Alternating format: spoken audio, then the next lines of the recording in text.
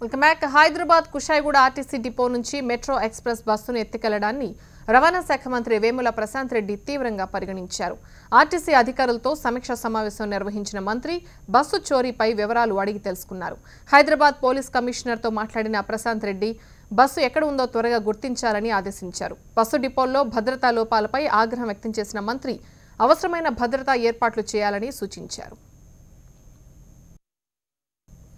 చోరీకి గురైన bus Toopran tollgate దాటుతుండగా సీసీటీవీ కెమెరాల్లో రికార్డయింది. ఆర్టీసీ అధికారుల ఫిర్యాదు మేరకు పోలీసులు కేసు దర్యాప్తు చేస్తున్నారు. మరింత సమాచారం మా ప్రతినిధి ప్రవీణ్ అందిస్తారు.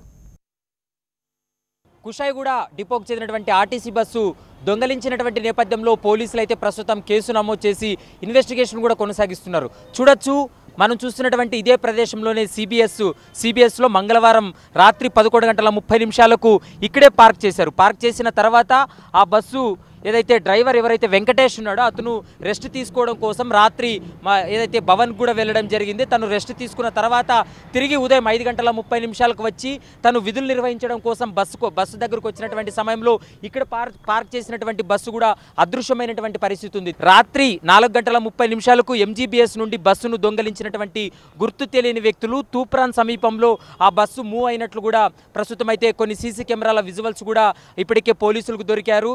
ప్రస్తుతం పోలీసులు అయితే మాత్రము బస్సు ఎక్కడుందనే అంశాలన్నింటిపైన పూర్తి స్థాయిలో కూడా ఇన్వెస్టిగేషన్ కూడా కొనసాగిస్తున్నారు. 2 ప్రత్యేక బృందాలు ఏర్పాటు చేసి గాలింపు చర్యలు అయితే కొనసాగుతున్నటువంటి పరిస్థితి అయితే స్పష్టంగా కనపడుతుంది. అయితే ఇప్పటికే డ్రైవర్ వెంకటేష్ ఇచ్చినటువంటి సమాచారంతో మాత్రము ఆ తూప్రాన్ సమీపంలో ఏదైతే టోల్ గేట్ వద్ద ఆ బస్సు మూవ్ అయినట్లు కూడా ప్రస్తుతం అయితే సీసీ కెమెరాలో విజువల్లో కూడా రికార్డ్ అయినటువంటి పరిస్థితి కనపడుతుంది. ప్రస్తుతం అయితే పోలీసులు అనేక కోణాల్లో కూడా దర్యాప్తు చేస్తున్నారు. ఇప్పటికే 2 ప్రత్యేక బృందాలు ఏర్పాటు చేసి గాలిస్తున్నారు. ఉన్నతాధికారులు ఇచ్చినటువంటి స్టేట్మెంట్ తర్వాత డ్రైవర్ ఇచ్చినటువంటి స్టేట్మెంట్ ఆధారంగానే కేసు యొక్క దర్యాప్తు అయితే ముమ్మరంగా కొనసాగుతుందనేది కూడా మనకు స్పష్టంగా తెలుస్తుంది. కెమెరా పర్సన్ సాయితో ప్రవీణ్ కలవల, హెచ్ఎంటీవీ, హైదరాబాద్.